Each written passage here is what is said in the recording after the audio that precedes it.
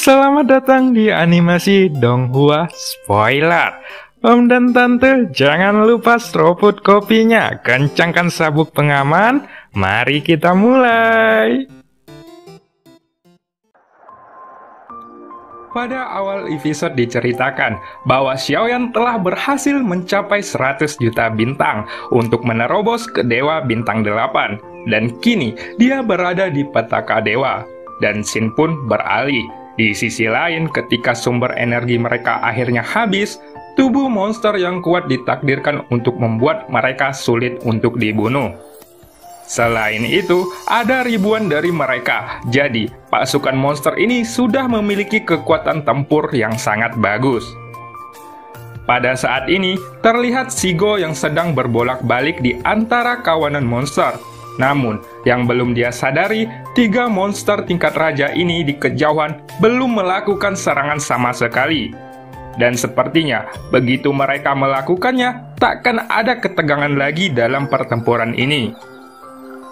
Tampaknya hanya setelah ribuan monster dibantai hingga tingkat tertentu, ketiga monster tingkat raja ini akan membunuh semua orang tanpa ragu-ragu. Kini, 3 monster tingkat raja itu ditangguhkan di udara, dan mereka menatap orang-orang yang sedang terkepung dengan pandangan yang dingin. Pada saat yang sama, begitu Xiaoyan melangkahkan kakinya, lautan api di tubuhnya langsung menyabar seketika. Teknik api abadi! Domain Dewa Abadi! Ucap Xiaoyan sambil berteriak. Mengikuti teriakan Xiaoyan, api hitam langsung menyapu sekeliling. Dan bahkan di setiap tubuh semua orang, mereka segera merasakan aliran kehidupan yang mengalir ke arah mereka. Dengan aliran kehidupan ini, luka-luka yang muncul semuanya disembuhkan dengan kecepatan yang sangat mencengangkan. Semua orang sudah melihat teknik seperti ini sebelumnya, tetapi mereka tidak bisa menahan diri untuk tidak terkejut. Dalam situasi pertempuran yang awalnya tanpa diharapkan, Xiaoyan tampaknya telah menyalakan semangat juang yang ada di hati semua orang. Pada saat ini, Shigo juga menatap Xiaoyan, dan matanya yang indah menunjukkan ekspresi yang terlihat aneh. Sebelumnya, auranya hanya Dewa Bintang 7. Tapi sekarang memiliki aura yang sudah mencapai Dewa Bintang 8. Apakah dia benar-benar menyembunyikan kekuatannya? Atau mungkin kekuatan aslinya adalah Kaisar Keabadian? Ucap Shigo dengan bingung. Ketika merasakan kekuatan Xiaoyan, kecurigaannya langsung muncul di dalam hatinya, melihat Xiaoyan yang tegas dalam membunuh tanpa rasa takut di matanya. Ia benar-benar tidak dapat mengingat ketika ada orang yang begitu kuat di aliansi Dewa Perang. Meskipun Shigo tidak tahu semua Dewa Bintang 8 yang ada di aliansi Dewa, namun kebanyakan dari mereka memiliki beberapa kesan untuknya. Akan tetapi, Xiaoyan saat ini terlihat sangat asing di matanya. Ketika Shigo bertarung dan memikirkan identitas asli dari Xiaoyan, ia kembali melihat pemandangan yang luar biasa. Bisa terlihat, Xiaoyan yang langsung melewati banyak monster dan targetnya tersapu ketiga monster yang menonton dari kejauhan. Sepertinya dia ingin melawan 3 monster tingkat raja sendirian. Apa yang dia lakukan? Ucap Shigo yang terkejut. Bahkan, dia masih berpikir tentang bagaimana menghadapi 3 monster di tingkat raja ini. Tapi, bagi Xiaoyan dia sebenarnya tidak takut dan langsung pergi ke arah mereka bertiga. Mungkinkah dia benar-benar keabadian? Gumam Shigo sambil menatap Xiaoyan. Dia merasa sangat curiga dengan kekuatan Xiaoyan di dalam hatinya. Itu terlalu kuat. Kekuatan tempuran Xiaoyan ini tidak bisa dibandingkan dengan Dewa Bintang 8 biasa. Setidaknya, di mata Shigo, Xiaoyan lebih kuat dari Dewa Bintang 8 yang biasanya. Meskipun aura yang dipancarkan Xiaoyan memang hanya Dewa Bintang 8, dengan kekuatan tempurnya saat ini, bahkan Dewa Bintang 9 tidak akan bisa menandinginya. Berani menantang ketiga monster tingkat raja sendirian, setidaknya Shigo tidak memiliki keberanian untuk melakukan hal ini. Adapun untuk Xiaoyan, alasan sebenarnya mengapa dia begitu tak kenal rasa takut adalah karena dia menganggap semua yang terjadi sekarang sebagai sebuah kenangan. Dan bagaimanapun juga, di dalam ingatan ini dia harus terlihat mendominasi. Dalam ingatan dan mimpi, dia tidak perlu mempertimbangkan apakah dia bisa mengalahkan lawannya atau tidak. "Tinju pembunuh dewa," ucap Xiaoyan. Kini, Xiaoyan mendekati dengan cepat dan dia bergerak untuk menghadapi 3 monster tingkat raja di kejauhan. "Apakah kamu mencari kematian?" ucap salah satu dari monster tingkat raja itu. Salah satu mereka pun bergerak dan ketika dia melesat lengannya bergetar dan kemudian daging dan darahnya langsung berubah menjadi pedang panjang berwarna darah. Yang mana itu menghantam ke arah Xiaoyan. Tapi di sisi lain saat tinju Xiaoyan mendekat, ia tiba-tiba merentangkan telapak tangannya dan tersenyum kepada 3 monster tingkat raja itu.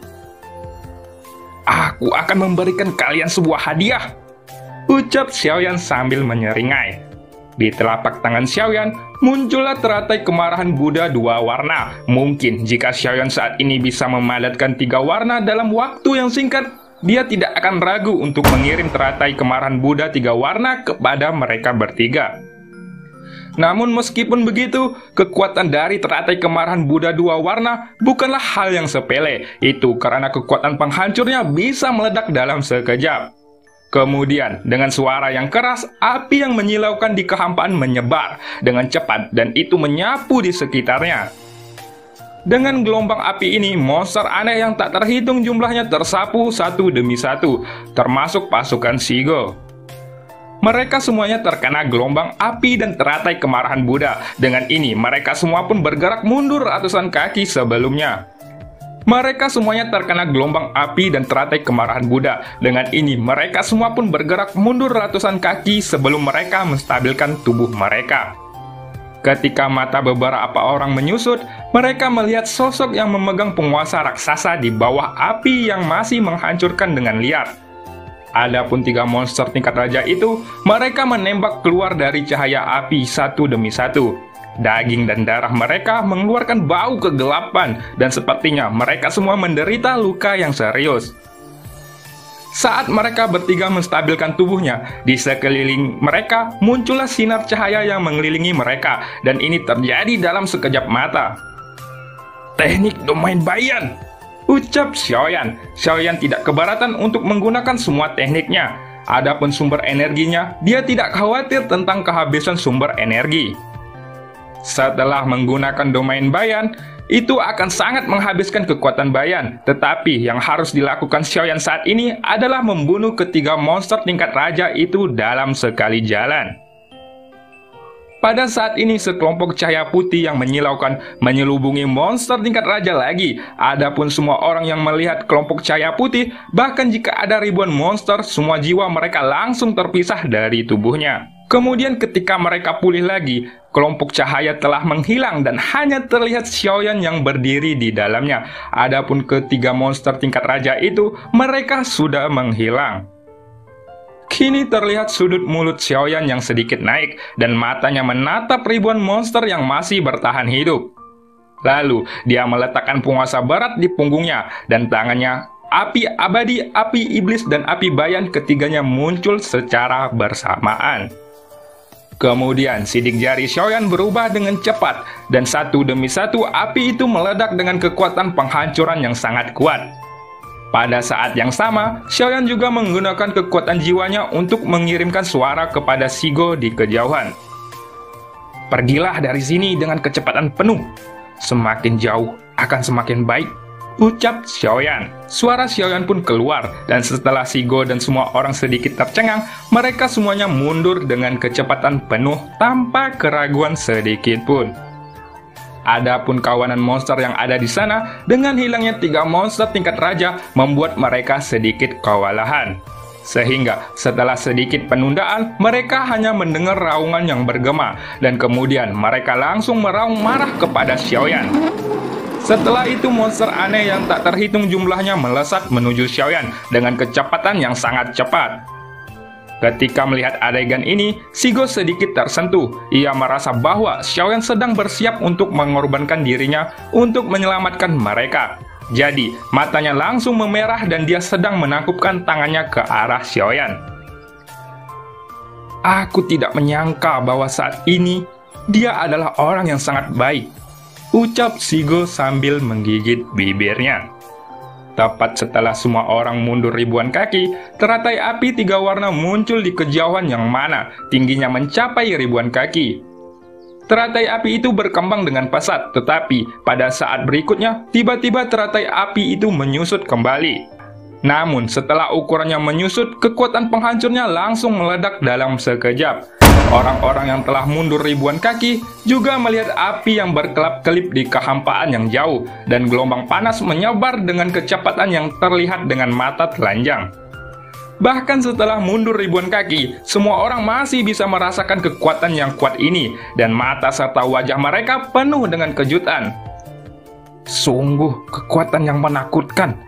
Sepertinya bahkan Dewa Bintang 9 tidak akan bisa menahan serangan ini, ucap Shigo.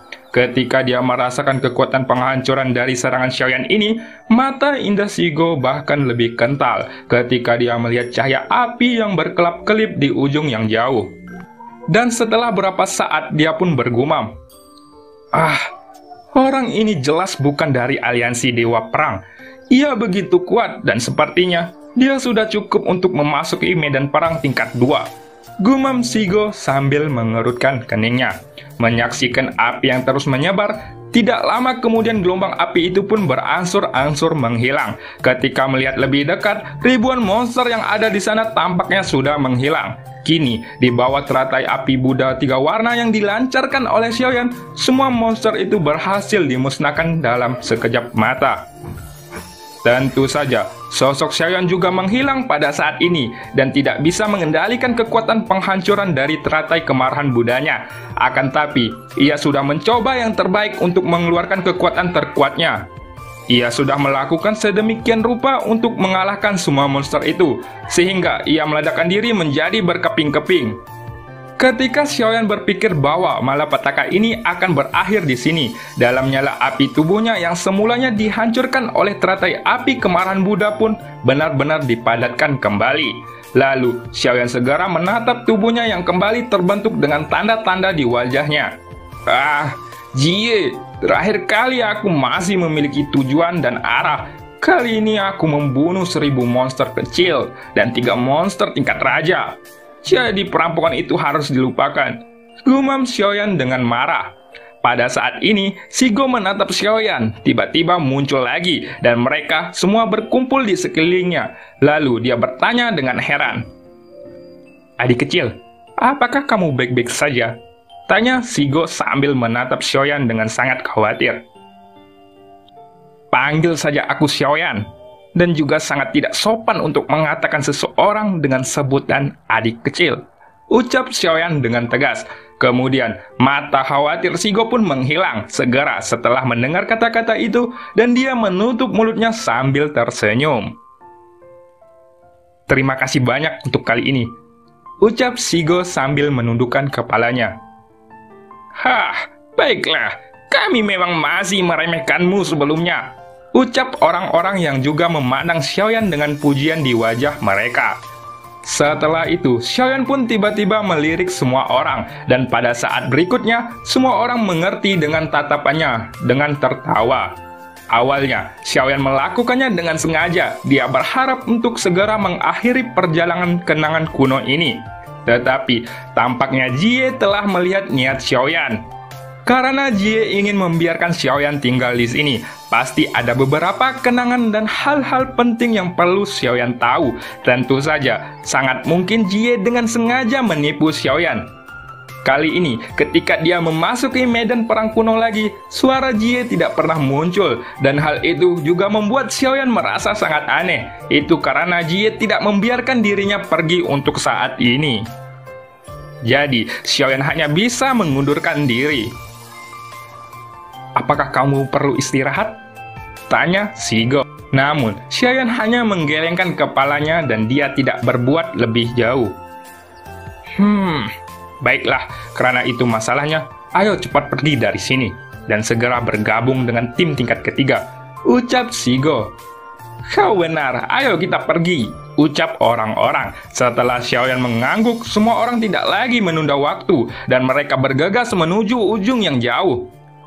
Waktu yang dilalui dalam ingatan tidak sama dengan kenyataan. Itu seperti mimpi 10 atau 20 tahun di sini, bisa jadi hanya sesaat. Dalam perjalanan mengarungi ingatan ini, Xiaoyan melihat dunia sensi kuno untuk pertama kalinya. Xiaoyan bahkan melihat planet-planet yang hancur, dan dunia menghadapi kehancuran, dan bahkan energi kehidupan menjadi redup. Pada saat dia terus bergerak maju, pupil mata Xiaoyan semakin menyusut. Ada mayat iblis yang aneh dan lebih banyak lagi. Bahkan ada lengan prajurit dari dunia sensi yang patah dan darah menyebar di kehampaan. Lalu ketika dirinya melesat lebih jauh ke depan, Xiaoyan melihat jumlah puluhan ribuan sampai tak terbatas. Semuanya adalah mayat prajurit dari dunia sensi. Itu adalah gambaran yang tak terhindarkan yang dibawa oleh perang. Tapi yang terpenting adalah mayat para prajurit dunia sensi ini tampak lebih dari aneh. Dapat dilihat bahwa ketika dunia sensi menghadapi inflasi yang mengerikan, bahkan di zaman kuno dunia sensi menderita banyak korban. Kenapa begitu banyak korban? Gumam Xiaoyan. Xiaoyan sedikit mengerutkan keningnya dan tampak sangat bingung. Di zaman kuno, bukankah ada sang dewa tertinggi dan seharusnya tidak ada korban seperti itu? Gumam Xiaoyan di dalam hatinya. Ini adalah hasil dari perang, dan korban yang kamu lihat sekarang hanyalah puncak gunung es, ucap Shigo dengan ekspresi berat di wajahnya. Apakah tidak ada Zuzang? Apakah dia tiba-tiba menghilang? Tanya Xiaoyan dengan ragu-ragu. Akan tetapi, Shigo tersenyum pahit ketika dia mendengar kata-kata itu dan berkata tanpa daya.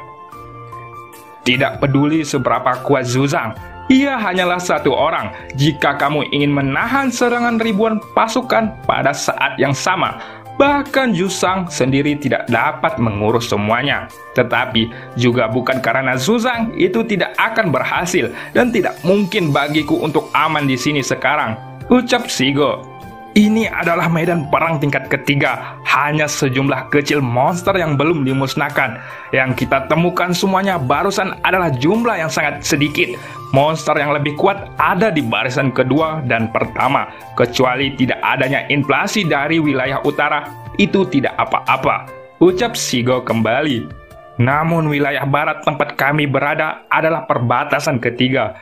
Wilayah timur adalah perbatasan kedua, dan wilayah selatan adalah yang terbesar. Dan itu adalah medan perang garis depan, ucap Shigo sambil melihat ke segala arah. Sebagian besar waktu dia dihabiskan di medan perang garis depan, dan dia harus diam di kota untuk menstabilkan situasi.